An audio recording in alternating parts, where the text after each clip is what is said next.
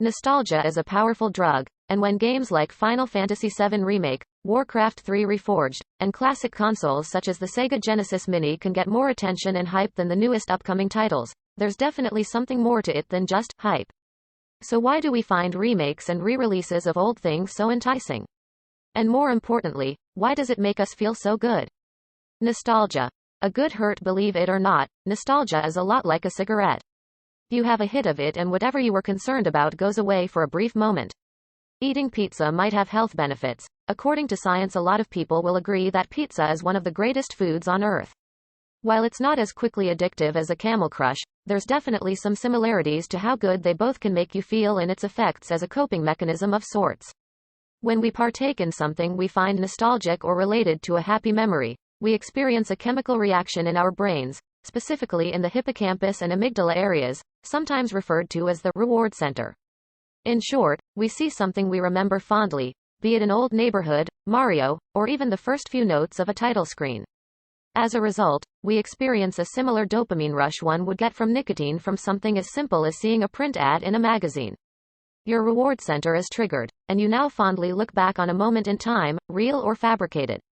The term, rose-tinted glasses, isn't without merit.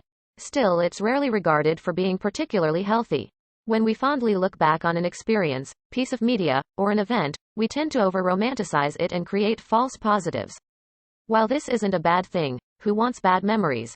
It can make revisiting something a tad disappointing when looked at with a more critical approach.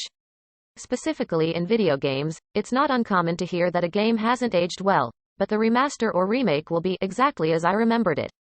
By remaking or remastering a game visually or by adding quality of life improvements, developers and publishers have figured out how to trigger that reward center in your prefrontal cortex and get gamers hyped to buy the next thing. Enchantment marketing. In your awkward years, have you ever noticed that people are a bit more nostalgic for something that was around when they were in their awkward phase? According to a 2008 University of Leeds study, our childhoods and formative teen years are crucial for what we eventually grow to be nostalgic for. When our brains are forming in adolescence, we tend to attach ourselves to the things we like and create our own sense of identity and individuality. This happens throughout our lives, but the most impactful period is between 12 to 22 years old. This can explain why so many young adults and teens associate themselves so heavily to whatever scene they're involved in, be it gaming, hardcore music, or anime. Now, according to at least one award-winning scientist, that's all about to change. Doctor, there's a high chance that we all have associated ourselves heavily to a subculture or brand. Art is an important factor in helping us develop our identities and how we shape our personality. Silvano Gallis was recently honored at Harvard University during its 29th annual Ig Nobel Prize ceremony for his groundbreaking research, studying the consumption of pizza. The research is real despite the cheesy name of the award ceremony, one sponsored by the appropriately named Annals of Improbable Research magazine. The research involved is very real. And Dr. Gallis' very real research earned him the Medicine Ig Nobel Prize, for collecting evidence that pizza might protect against illness and death, if the pizza is made and eaten in Italy. You probably already know that Italian pizza is a whole different beast from American, za. Not only is Italian pizza usually devoid of the mountains of heavily processed meats that weigh down us when we re-experience an event, we get a hit of dopamine to our brains and experience an overwhelming emotion and feeling of reward and happiness. Basically, this is why so many millennials have such a fondness for some Nintendo 64 games that have aged like old milk, why people pay a premium for retro games, or why this writer has multiple Final Fantasy VII tattoos. No matter how bad something is in retrospect, if we used it to build our identity, no matter how critical it was, we'll romanticize it and even develop false memories. Jumping Flash isn't as good as I thought it was back in 1997, but I'll still look back at the game fondly even if it's unplayable. This is simply because the things I loved as a kid make me feel really good as an adult. Pizza pie. But the Italian version of pizza also features more prominently as a part of the Mediterranean diet. The Mediterranean diet, for those unfamiliar, is often cited by nutritionists and food experts as one of the most heart-healthy diets to pursue. Pass on the pepperoni, and yes, this does mean that doctor, we all have something like this, and it's used to sell us new experiences and products every day. Enchantment marketing is a very powerful way to sell something to us. When a brand or ad agency uses something retro or classic to sell us something, They're hoping to trigger that reward center in our brains to make us establish a deeper emotional connection with a new product. Gallus is asking you to give up the pepperoni, in most cases, if you're eating pizza for the health benefits. Wearing a stylish blazer over a pizza t-shirt while taking to the stage to claim his Ig Nobel, Gallus said, "Our interpretation is that, in Italy, pizza may represent a general indicator, a marker, of the Italian diet that, as other Mediterranean diets, has been shown to have major health benefits.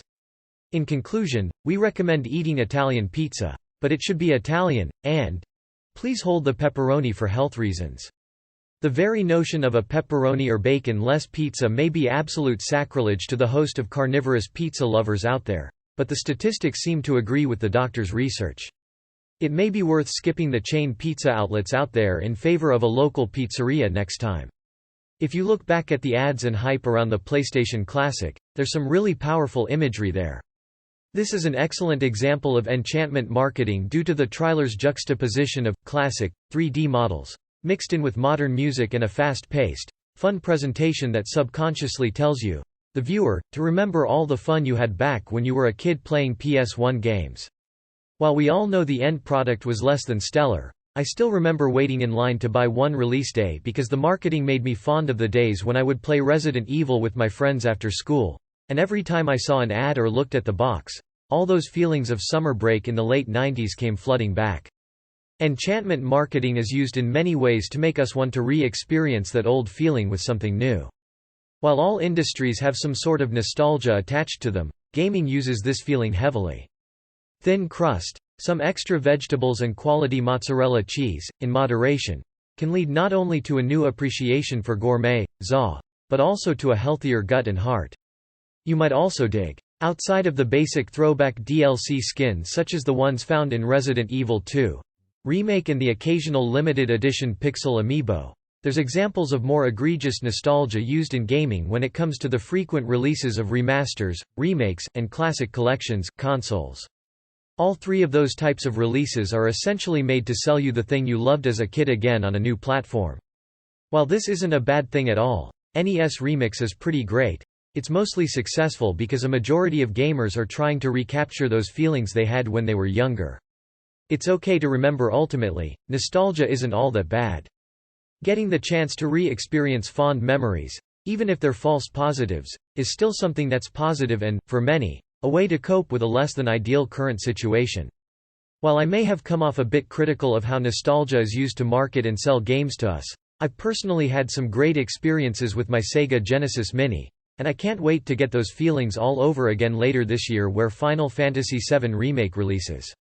Regardless, it's always good to be aware of what nostalgia really is and, in regards to gaming, if it's being used to sell you something. Now go play some Pokémon Red. Snorlax misses you.